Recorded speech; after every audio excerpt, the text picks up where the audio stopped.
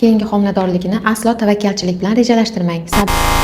Avvalgi homiladorliklaringizda preeklamsiya bo'lganmi, ya'ni qon bosimi sizda ko'tarilganmi? Agar shunday bo'lgan bo'lsa, keyingi homiladorlikni aslo tavakkalchilik bilan rejalashtirmang. Sababi 20-30% holatlarda bu holat keyingi homiladorlikda takrorlanishi kuzatiladi. Qon bosimining ortishi 20 haftadan keyin boshlangan bo'lsa ham, uni dastlabki tarixi homiladorlikni ilk kunlari bilan bog'liq hisoblanadi. Nimalarga e'tibor berishimiz kerak? Birinchi o'rinda qonda kalsiy miqdorini tekshiramiz. Kalsiy miqdori bizga qanday ma'lumotlarni beradi? Qonda kalsiy miqdorining kamayib ketishi qon tomir devorlarini haddan tashqari qisqarib, periferik qon tomirlarini haddan tashqari qarshiligini ortishiga olib keladi. Bu esa o'z navbatida arterial qon bosimini yuqori darajaga ko'tarib beradi. Ikkinchi eng muhim tekshiruv bu qonda vitamin D miqdorini aniqlash. Vitamin D ni organizmda juda ham ko'p vazifalari bor. Bizga tegishli qismi qon tomirlar devorlarida o'tkazuvchanlikni yaxshilaydi.